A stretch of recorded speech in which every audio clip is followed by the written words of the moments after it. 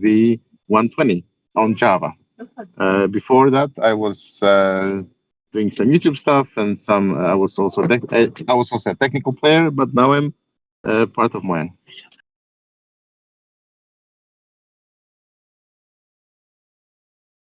Oh, had to unmute myself. There we go. Next, Jorax. Hello there. I go by Jorax, and I am a release manager. I'm one of the few people here who don't write code, I think, but I do a lot of things to help all of our releases go out for Bedrock and some of our other games as well, like Dungeons and Legends. I've been with Mojang Studios now for, around 7 years, and this is actually my first one of these, so very exciting to be here. Don't worry.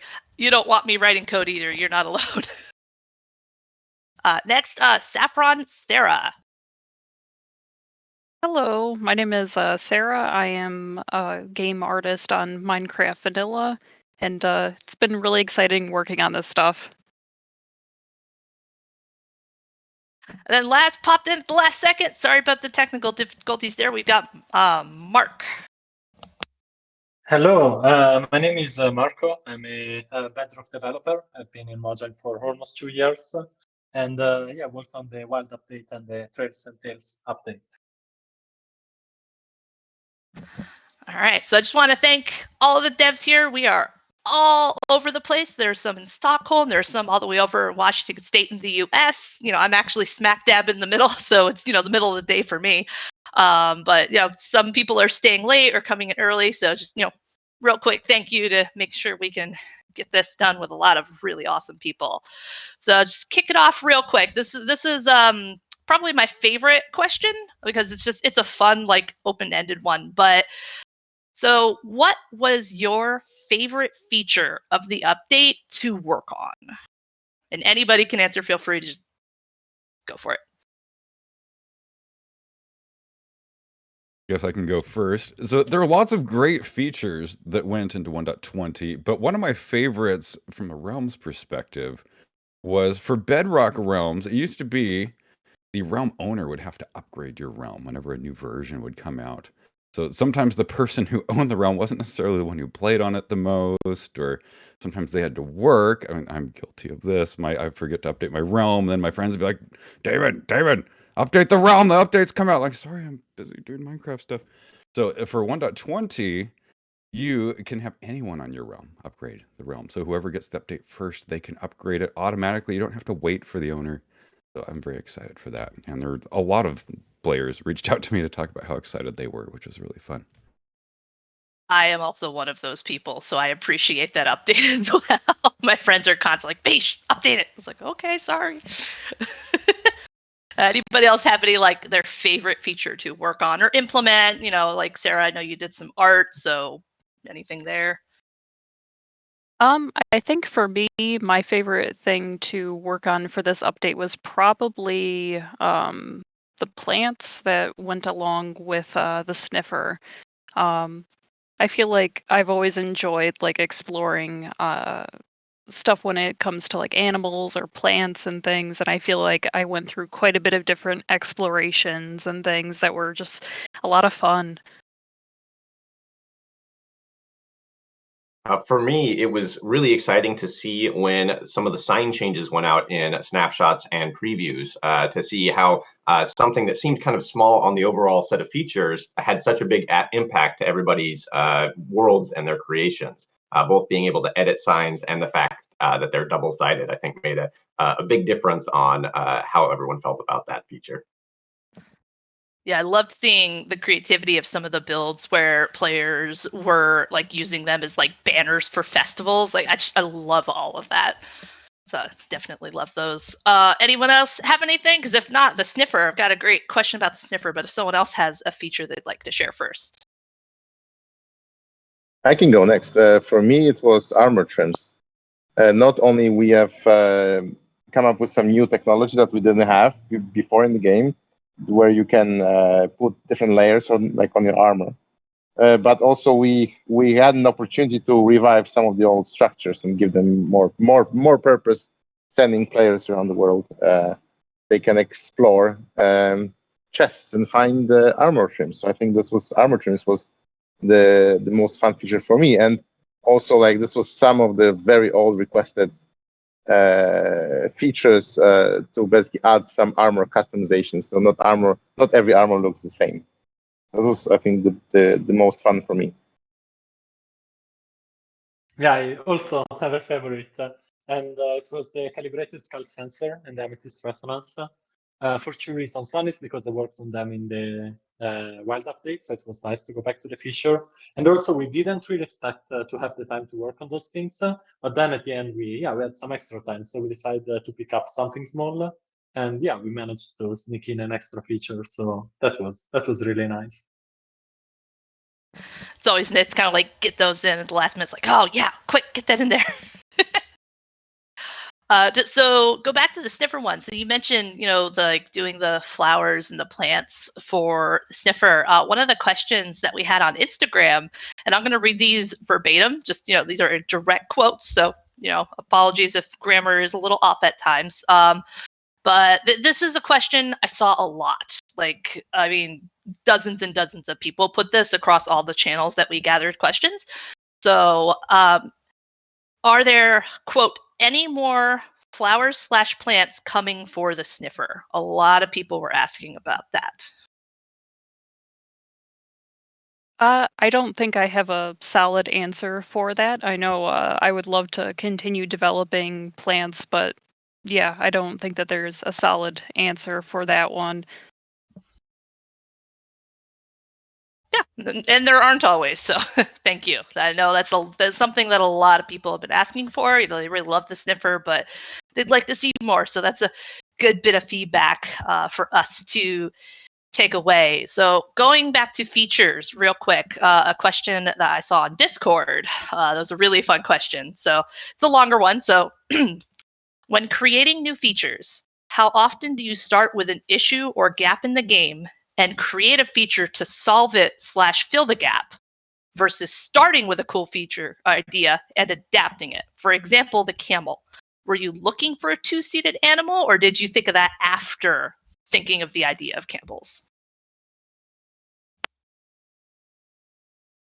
So I can answer that. I did work on the camel, and I remember the reasons for the camels was to include more players and basically be able to represent more players through what you can find in the game. And like we have other mounts like horses, donkeys, but camels are extremely important in certain parts of the world. So basically that's why camel came about. But I have a funny story that goes along with it. When you're working on the camel, it was for life. So we obviously worked for it way before life, and we had our internal QA where we tracked issues related to the camel, and whenever you search for camel in our bug tracker, there was another bug that popped up that was 3 years old of somebody complaining that when they sit on the but when they ride on the camel they face the wrong way, and well, I looked at it. It's like 3 years ago. It's not possible. It turns out that somebody was basically trying to ride a llama, and they thought it's a camel. So we thought it's extremely hilarious. And on the day when live was out, and we announced that we are working on a camel, I assigned that bug to myself, and then I closed it with the first snapshot because now we had a camel. So now this bug was actually valid and was fixed. So that's like funny story with camel inception. Uh, Yeah, not gonna lie, I know several people who have made that, mistake calling llama camel or camel llama, whether they mean to or not. So that's really funny. I love that. Thank you. Let's see. Does anybody else have any kind of like, insight or thoughts on whether you come up with the idea and then adapt it, or you try to, you know, solve something you feel, would make the game more fun, or, fix a need or something like that?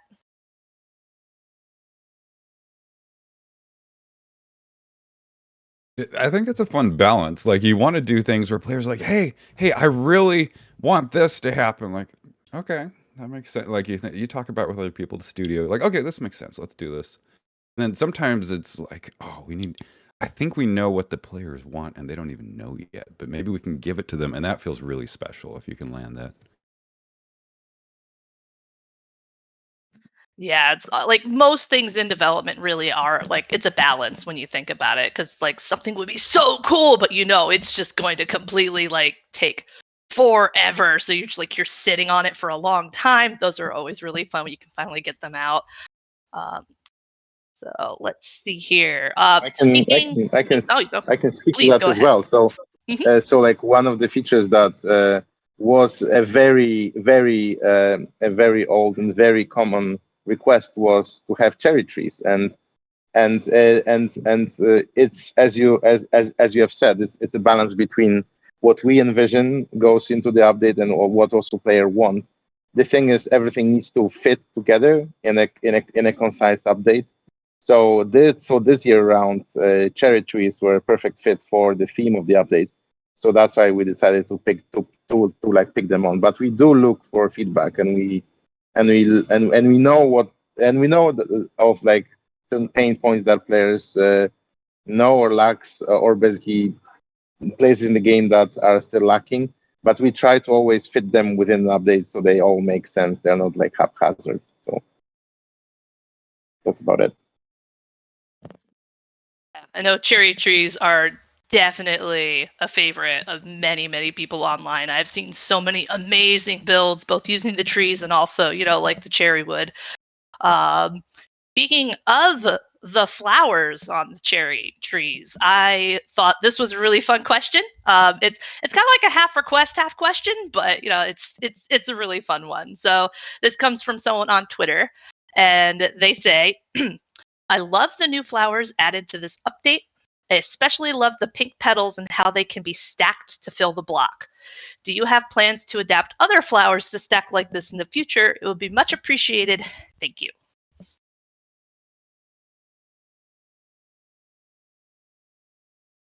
Yeah, I think personally, I think it would be great. I feel like that, like having some different flower types and just plant types in general would be amazing. Yeah, I feel like there's an ambiance to the cherry grove biome because, like, the petals are falling and, like the pink on top of the grass. It's a beautiful image. So a lot of people are really struck by it. So not surprised to hear some requests for other flowers too. Let's see here. Where was that one? Oh, this is a really fun question. This kind of goes back to the whole camel thing to an extent, but one person on Discord had asked, quote, "Why Sniffer is not writable?" Was that kind of like discussed at any point or anything like that? I can answer to that. So we need to find a balance for all the features in the game, in a sense that we need to find a purpose for every mob. If like every mob was writable, then there will be nothing special about pigs or horses. So for example, that's why camel doesn't have any inventory, because donkeys have inventory and llamas have inventory as well. Having said that, all mobs are actually writable on Java through a write command that was just added.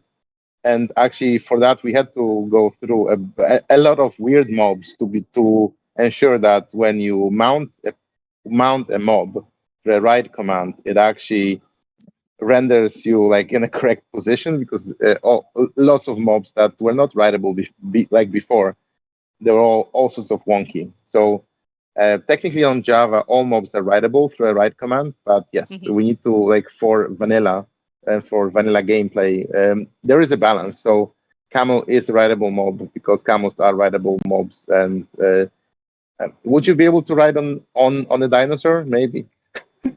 It depends on the dinosaur, right? Yeah, I think the thing with the sniffer is we liked the idea of it being like a wild animal, and it didn't really make much sense to make it writable besides like using some like mods or cheats or whatever. Mhm.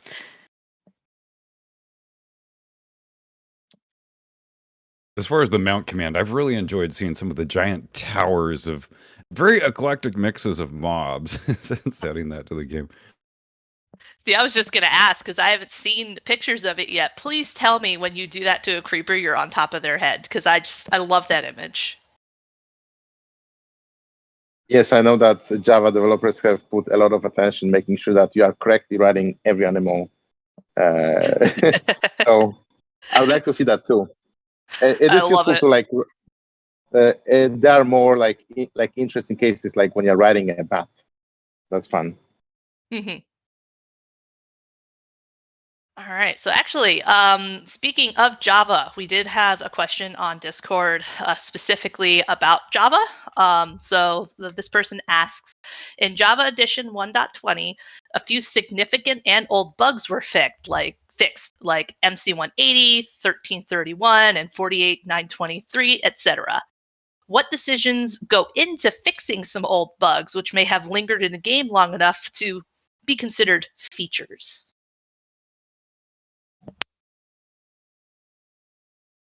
I think I can answer that because I do work on Java, and this was basically one of the things we wanted to address this update to be able to look back into some of the issues that are very long lasting and players have reported on them very long time ago, but also voted for the for the bugs over time.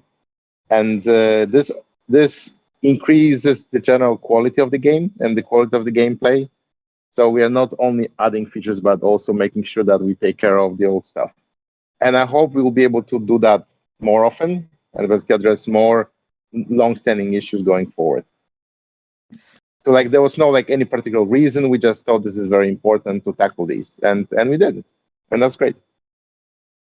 Definitely. So, Drax, I'm in meetings with you all the time about bugs. I'm wondering if you have some insight here as well. I do have thoughts, yeah. So absolutely, we are always looking back and trying to find those bugs that folks have reported on for a long time, and trying to see when we can fix them and get them out in both Java and Bedrock.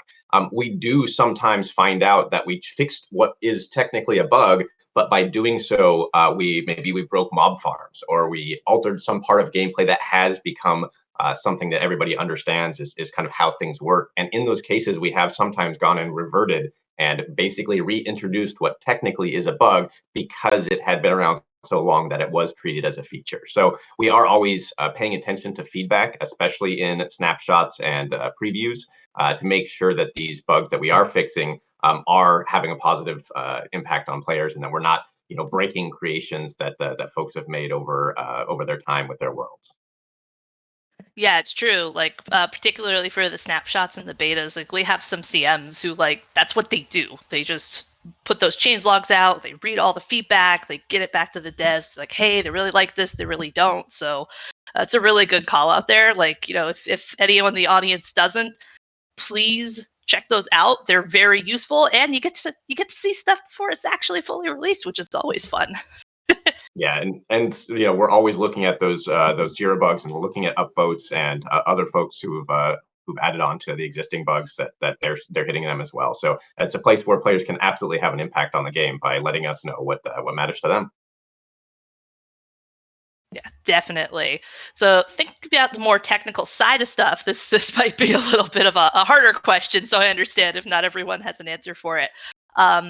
So this is another question from our Discord. Did 1.20 bring any new technical challenges during development? No, it was super easy, very perfect. I'm sure none of the people doing any coding had any problems. Yeah, there were a few. I mean, yeah, Jacek, Gnermon already talked about the armor trims. Like for that, we had to develop tech, and it was different tech on the two platforms.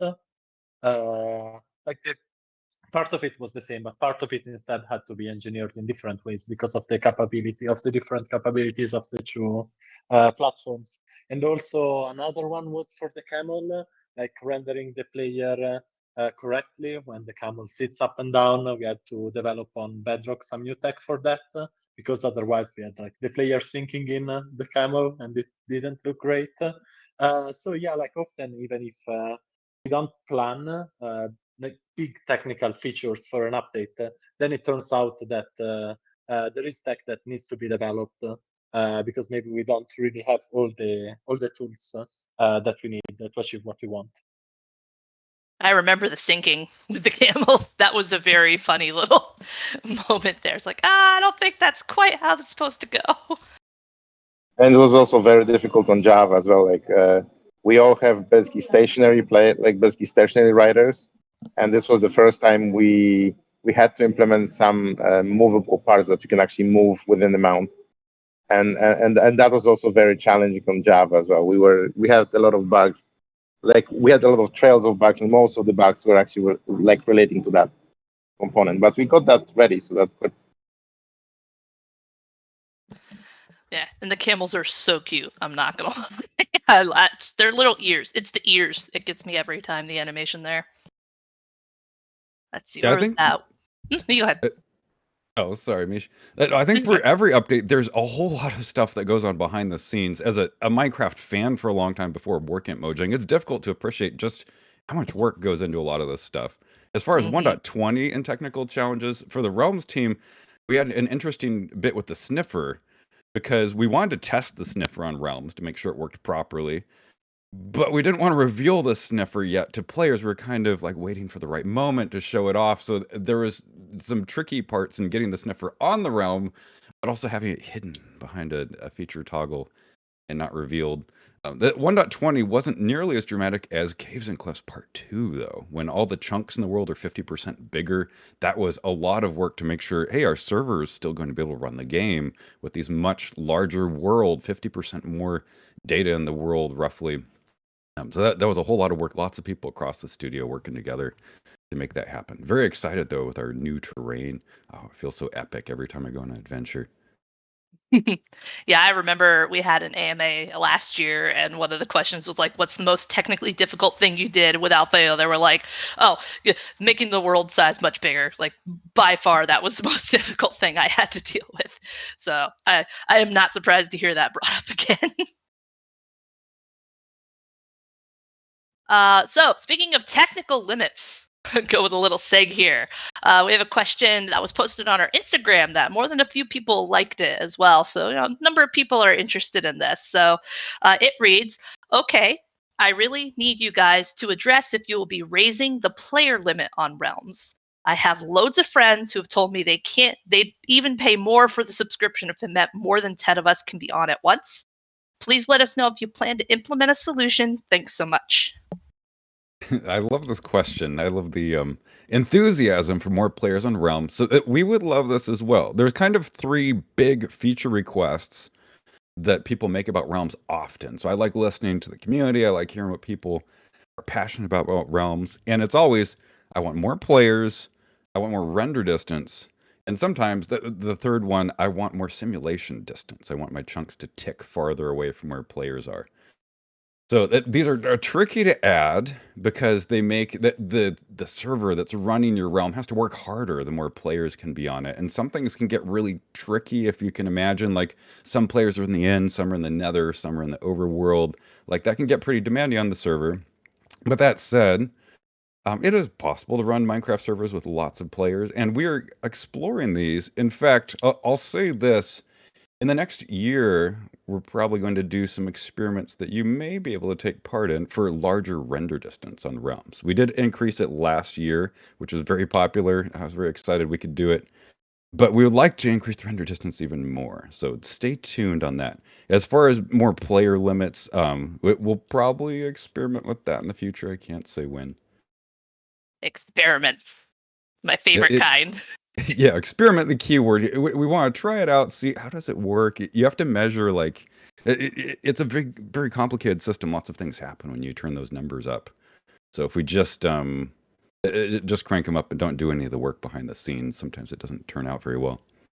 No, I mean it's hardware and software with Realms specifically, right? So that makes it even more complicated. Yeah, it's fun. It's a fun challenge. I love building this kind of stuff. And you're helping we people wouldn't be here play if we didn't like Minecraft. a challenge, right? Exactly. All right, gonna switch up gears a little bit because I really love this question, and since we have Sarah here, like I definitely want to make sure that she can give her thoughts here. So this is a question on our Discord, and it says, for the pixel artists, what is your favorite feature you made pixel art for in this update? Oof. It's tough to say. Yeah, because I feel like, of course, I love the sniffer. That was a lot of fun to work on. All the different plants that related to that were a lot of fun too, especially researching them and trying to figure out what would work visually in game. I think archaeology was kind of fun with the decorated pots and coming up with the different patterns and stuff that would work on a 16 by 16 canvas. I don't know. I feel like that's what always appeals to me with pixel art is it could be a bit of a challenge to convey different things. So with archaeology, conveying different iconography and stuff was a lot of fun. Yeah, I would say I think it's tough to say, but I think maybe archaeology for the challenge, and I think probably the sniffer plants just for the aesthetic and just because I enjoy working on plant related stuff. Yeah, when you hear, oh, it's 16 by 16, you're like, oh, that's not that much.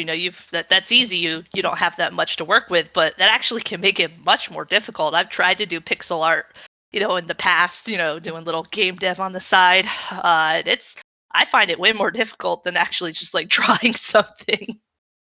Yeah, definitely could be pretty tricky, but I think that's kind of what appeals for me.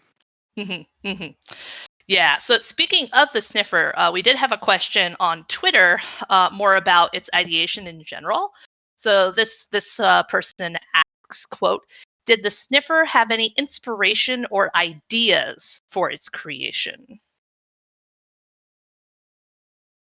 So technically, I did not do the conceptual stuff for the sniffer. I had come in and did texture work and stuff related to that. But conceptually, seeing the concepts for the sniffer, I think the idea was to convey something that was just kind of dopey, but this kind of big, gentle giant kind of creature. And as soon as I saw the concepts, I was like, oh my god, I absolutely love this. So yeah, cute. yeah, it's definitely a fun creature for sure. Yeah, no, sniffer is definitely it blew the mob vote up. I mean, people really love the sniffer. We did have one question from Twitter. It's half a question and half a request for help, which I know some of the folks in here are pretty savvy at Minecraft, so maybe we can kind of help them out a little bit. So this question is, why did you make the sniffer egg a 6% chance of finding? I've drowned 87 times. Which I feel very bad for them. I also tend to drown when trying to find stuff too, so I feel their pain. So was there kind of a reason behind having these ruins and these sniffer eggs be so not easy to just run out and grab really quick? And if anybody has any suggestions for this poor person to figure out how to stop drowning when they're finding them, I think they'd appreciate that too.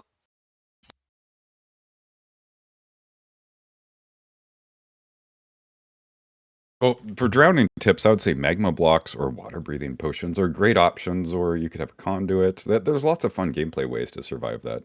I think this update, I'm sure people in the vanilla team will talk more to it, was really about exploring and having adventures and roaming the trails and the tails. So I think if there were sniffer eggs in every single chest in, underwater, you wouldn't explore and have as much of an adventure.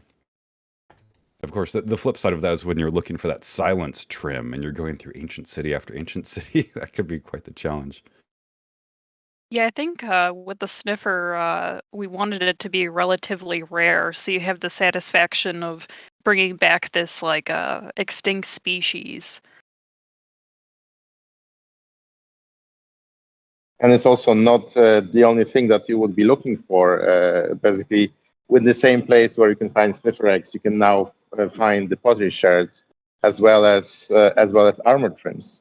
So that's the same kind of adventure that you'll basically go for. And even if you're not looking for a sniffer egg, you might find it. So it's not that you are just going for the sniffer egg. I hope so. That is true. There is a lot to find in those now, which is awesome and makes braving the waters and going far away from your base definitely worth it. So speaking of things spawning, we have another question from Twitter, and this one's about camels specifically. This person is asking, why do camels only spawn in desert villages and not desert biome? Yeah, I can answer this one. I think the idea is that camels are usually really connected to civilization, like they're used as a mean of transport for people and goods. So that was the original idea that, yeah, it's something that, I don't know if the villager use them, but yeah, at least maybe they breed them. So that's why they stay in villages. We didn't want them to be only a wild animal, but yeah, something which is specifically connected with civilization. But these in turns make them really hard to find. So yeah, it's something we're thinking about. Yeah. And also it is important to note that that basically because of that, the camels don't need taming. So you can just hop into the village and grab a saddle and grab the camel and be able to ride on it. And the reason is because they are already tamed by the villagers. So this all kind of ties all together. That's why you can't find them wild. I feel like that opens up a bit of like a moral quandary, though. Are you stealing a villager's camel when you do that? Like, You're just borrowing Technically, it. Sure, yeah, you technically villagers bring also them have like villager pens with other oh, villagers okay, in them. okay. Yeah. You're just borrowing it. Borrowing Yes. it. It'll be fine. Yes. Villagers are very generous. Sure. All right, where's that one? So this one's a very fun question. This one is from Discord, and I'm gonna have to spell it out because just saying it doesn't actually it doesn't give the full thing. So this individual wanted to ask, how many times have y'all said trails and tails, but tails is spelled Tails? Now, I will say for myself personally, more times than I'm willing to admit. But I'm not going to lie, I actually keep reversing it. So I keep accidentally saying or typing tails and trails rather than trails and tails. What about you all? Yeah, I think it happened as well. I'm pretty sure that even in code where we were working on the ruins, they have initially been spelled tails ruins, and then they were, yeah, that was noticed and fixed. So yeah, it happens. Yeah, we're all We should human. have we should have called that update TNT update, and there will be no problem. That's actually what we call it on the community team because we kept mixing it up. It's like, just call it TNT. It's fine. It's like an explosively fun time, right? We'll go with that. Yeah, I've made the same mistake as you, Mish, where I keep saying tails and trails instead of trails and tails, and yeah, eventually I just started shortening it down to TNT as well, which didn't help if we were talking about a specific bug and someone thought I meant that we had messed up the TNT block. Oh, that's a good point, actually. Actually, different seg. So, speaking of explosions, this was an interesting question because I'd not seen it before, and I mean I know the answer, but I want you all to assure this person. So, one person on Discord said that I've heard creepers are removed in the last update, but I'm not sure if this is true. Could you confirm if it's true? I'd not heard of that, so. I think only Herobrine was removed with the last update. I would go out in a dark forest in the game and do a little research and see, are the creepers removed? Yeah, you never know. Only one way to find out, right? We risked accidentally removing pigs on Bedrock, like we noticed a few days before the update went out. And considering that creepers were supposed to be pigs, then yeah, I guess we went close to that.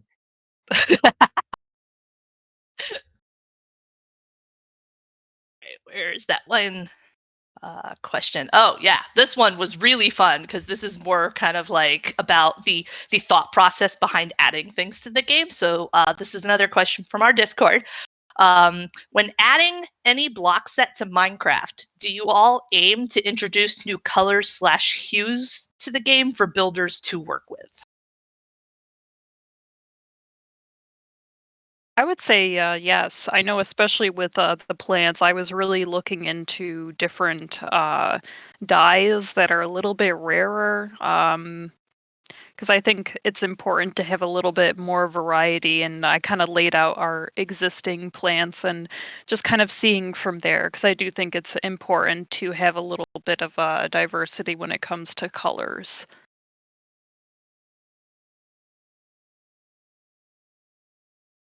I know Jeppa, our lead texture artist, shared a lot of his texture work, particularly for caves and cliffs, like redoing the ores. There was a lot of discussion around like colors and designs, and if you're colorblind, like can you distinguish the ores? And so there's lots of thought that goes into it. I enjoy watching. Yeah, that actually brings to mind a question that I had read, but unfortunately didn't copy down here about the suspicious sand in relation to folks who are colorblind. So when it does come to the accessibility features like color blindness and things like that, just is there kind of a process behind that? Does anybody here kind of really work with people on that to make sure that we're able to let as many people as possible enjoy the game?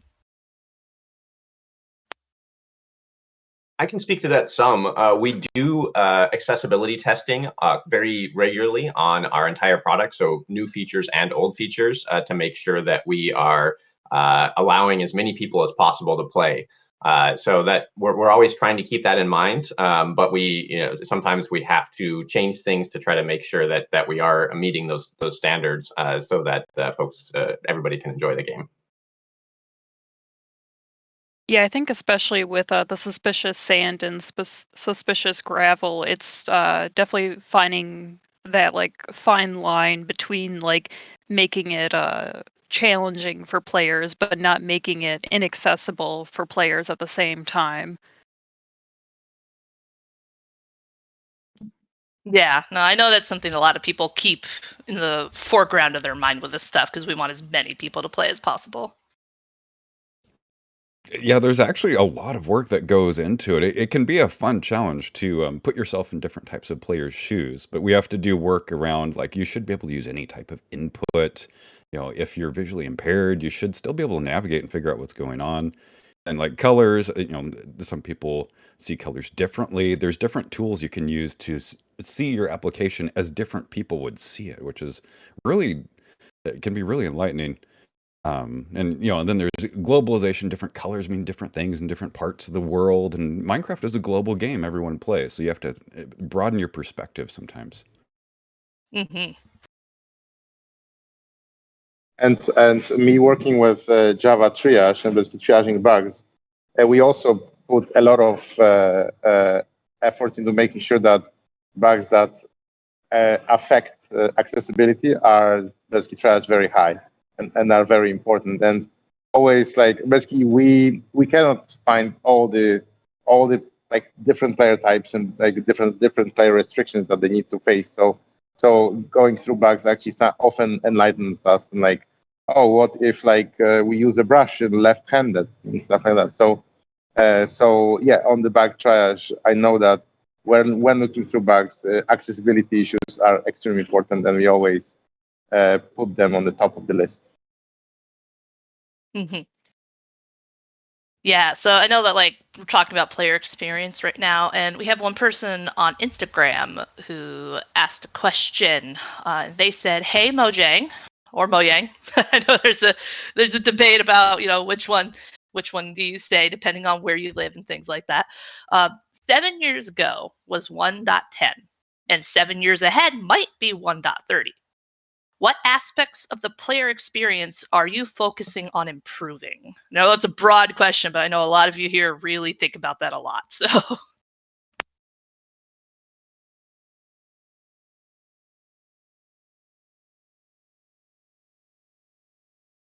I guess I'll And go first.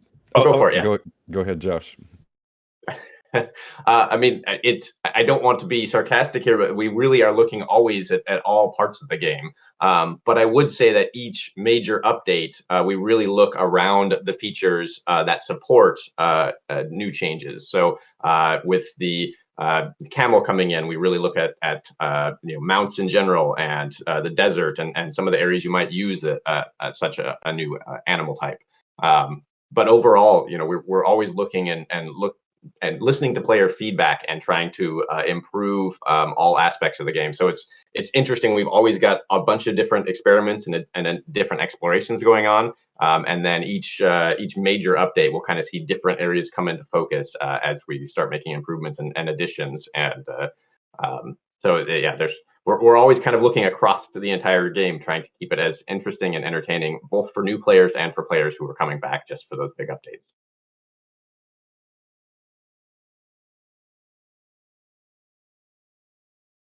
One of the great things about Minecraft is it's a game that just is always new, and there's always something new coming on. You'll see people play it a whole bunch, and they take a break, and they come back, and it's like coming home. Like, ooh, it's familiar, but there's something new. What's the suspicious sand over here? So I love that aspect of the game. As far as realms and thinking, where do we want to go? So one of the fun things about Minecraft is the community. Minecraft has an amazing community, and there's some incredibly creative people. And lots of people play multiplayer Minecraft together, and they've built their own mods and tools and server software and stuff. So it's fun to look at, hey, what do the Minecraft community people envision playing multiplayer Minecraft, and how can we adapt that to Realms? How can we make things even more valuable for our players and take them into new Minecraft adventures? Yeah, 1.30, I would love to see. I have lots of ideas. Yeah, I thought it was like, yeah, I want to go that far. Let's keep going. All right, so one last kind of like harder question, like a harder hitting one. We're going to have a fun one right before we sign off in 10 minutes. But this one is a Java specific question, and it was posted on our Instagram. And this player would like to know, why is Redstone different for Java and Bedrock? Wouldn't it be simpler to make Redstone function the same throughout platforms?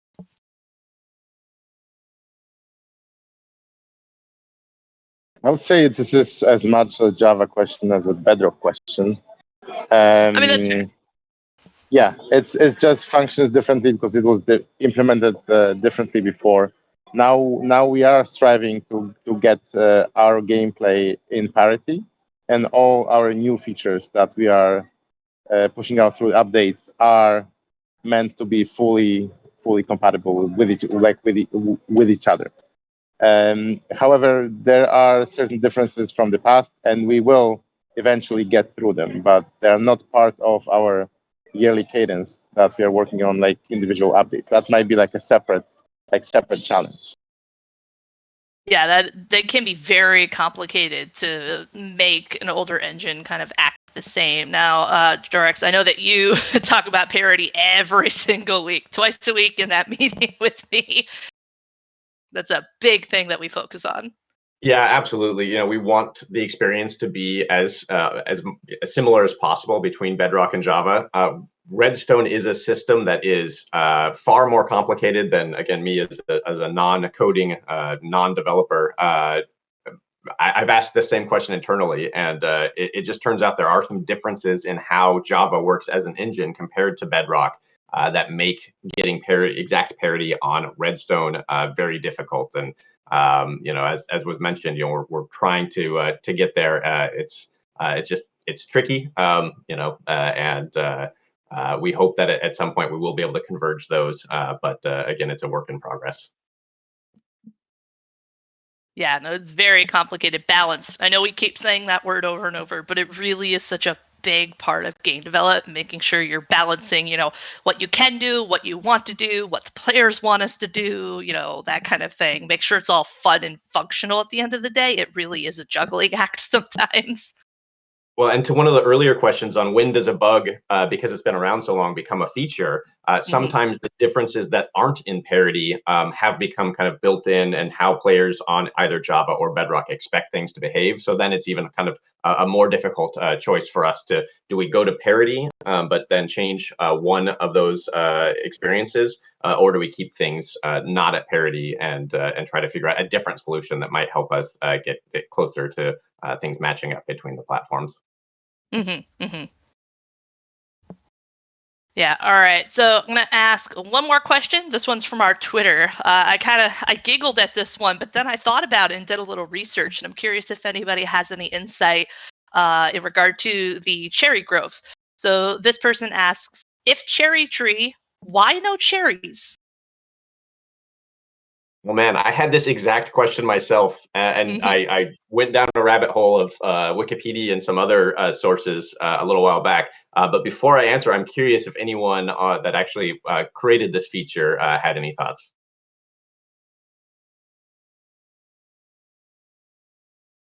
I also went down that rabbit hole, so.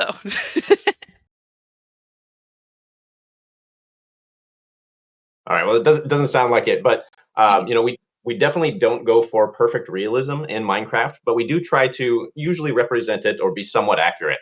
And it turns out that cherry trees that produce cherries that we as humans eat are different from cherry blossoms, which produce the flowers, and much smaller, much more bitter cherries that are usually only eaten by birds and some other animals. So in this case, we've actually created the cherry blossom in the game, not a cherry tree that you would use for fruit and for food. Yeah. There's a bunch of people there. I'll stop. Yeah, plus we have to remember that the only fruit that we have is apple, and it falls off the oak tree. So it will be very un-Minecrafty if we had the proper fruit coming up from a proper tree. That's a great point. I hadn't even thought of that. It's true. Yeah, and I will say, like, the cherry blossom trees specifically, they're called sakura.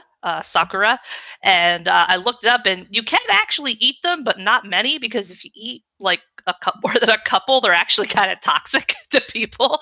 So I was like, let's not put that in the game. Was my thought when I read that. So we've got about 5 minutes left. I wanted to send us off with a really fun question. This is one that was asked on I think this one was on Twitter. But this person wanted, and I'd like everyone to answer this one. You know, this isn't a right or a wrong; it's just a preference. This person was curious, which wood type do you prefer, bamboo or cherry? I think I like bamboo as far as collecting it because it grows so quickly. It's easy to obtain and you can do some fun stuff with it. But the cherry wood, it just looks fantastic. I love the cherry wood.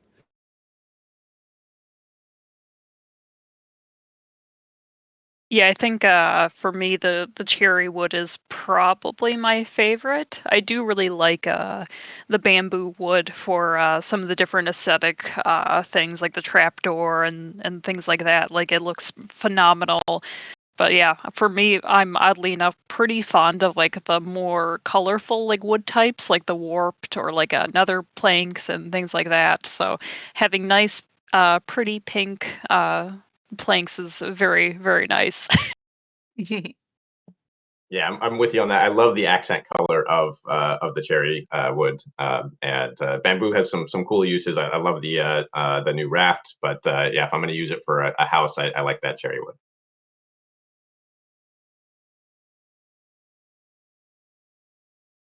Yeah, I really like the way you craft bamboo. With the fact that you have to gather it, and you have to pack it together, then you have to strip it. I think that's really cool. But yeah, I'm gonna go with cherry wood as well. I like the color, feels really special. And yeah, cherry wood. Sorry, bamboo. All right, Nimbom, you gonna break the streak here? No, yeah, I'm all for the bamboo, and the reason is bamboo is the only wood that has a variant, which is the bamboo mosaic. Made special efforts to make sure that that's Well, I think you're cutting out there a little bit, at least for me. Wood matches, so that's why I like bamboo more.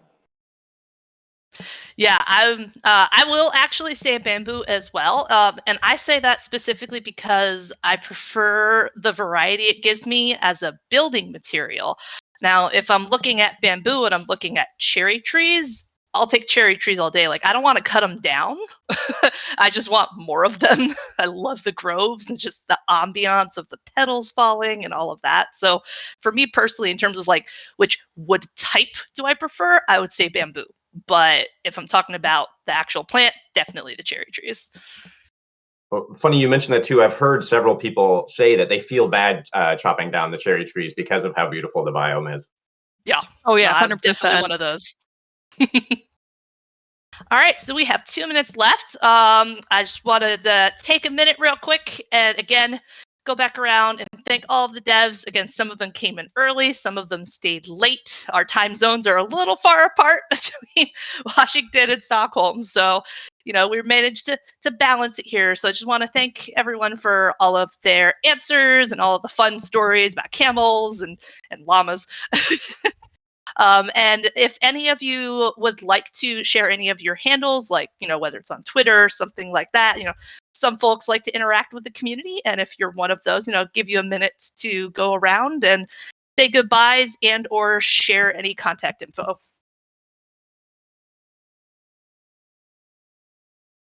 Yeah, thanks for running things, Mish. This was a lot of fun. My handle is CornerHardMC on Twitter, and then every place else it's CornerHard, the Reddit, Discord, Twitch, all those fun places. I don't really have any handle nor social, but yeah, it was really nice to be here. So thanks for tuning in.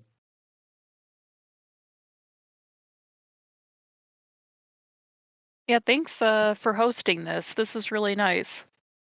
I mean, if people want to find me, they'll find me. They'll figure it out. A little Liam Neeson there. 100%. Yeah. Same with me. Thank you, guys.